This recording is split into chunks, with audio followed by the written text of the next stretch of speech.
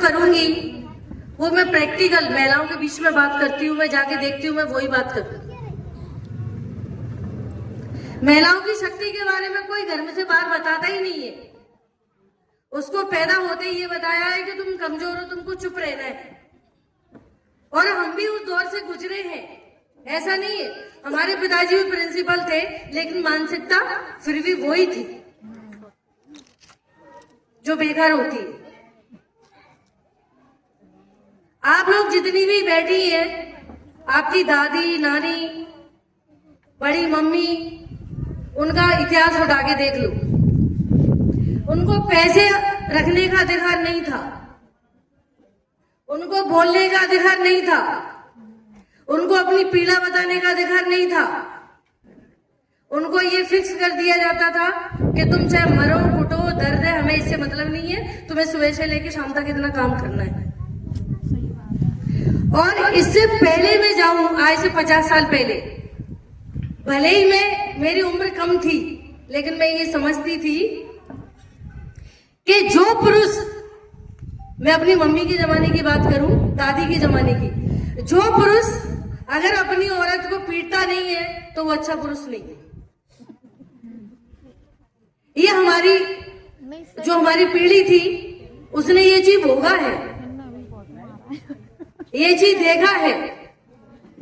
इसलिए हम लोगों को इतिहास पढ़ना पड़ेगा। और आपने देखा होगा कि जो पढ़ी लिखी महिला होती है उसका कॉन्फिडेंस लेवल थोड़ा अलग होता है। इसलिए मैं आपको इस मंच के माध्यम से ये बताती हूं कि अपनी बेटी, कोई भी बेटी है, उसको पंख तो देना है, लेकिन साथ में डंक भी देना है।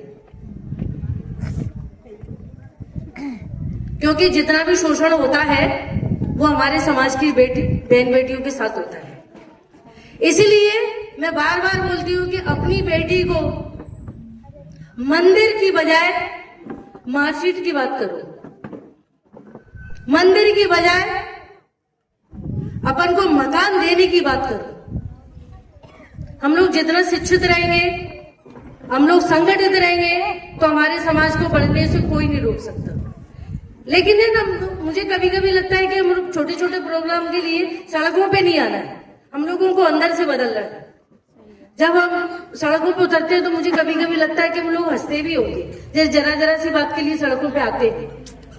और अंदर से जब हम बदलते हैं, और जिस समाज के पास शस्त्र, शिक्षा, सुरक्षा और संपत्ति होती है, वही समाज सुदृढ़ होता है, बाकी के सब लोग कमजोर माने जाते हैं।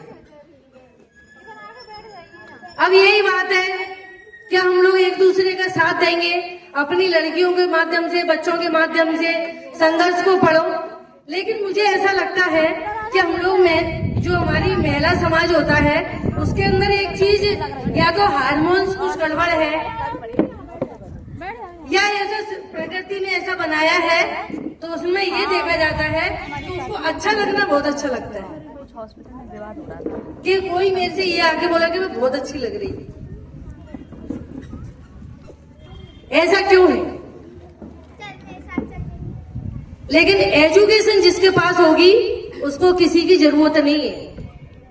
इसीलिए घर घर में जाके जो हमारे समाज ने उनके मालिश की है, उनकी सेवा की है, हर समाज से मैं यही बोलना चाहूंगी, आप लोगों को फावड़ा नहीं उठाना है।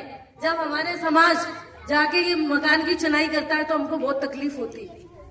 फावड़ा नहीं उठाना है, तसल नहीं उठाना है, कलम उठाना है। और जो कलम समाज उठाता है उसको किसी की सुनने की जरूरत नहीं है, शिक्षा में वो ताकत होती है। तो मैं, आप लोगों ने बुलाया, मैंने फिर बताया, मैं तो सिर्फ सीखने के लिए आती हूँ, लेकिन जो जमीनी हकीकत होती है वो कुछ और होती है और बताने की कुछ और होती है।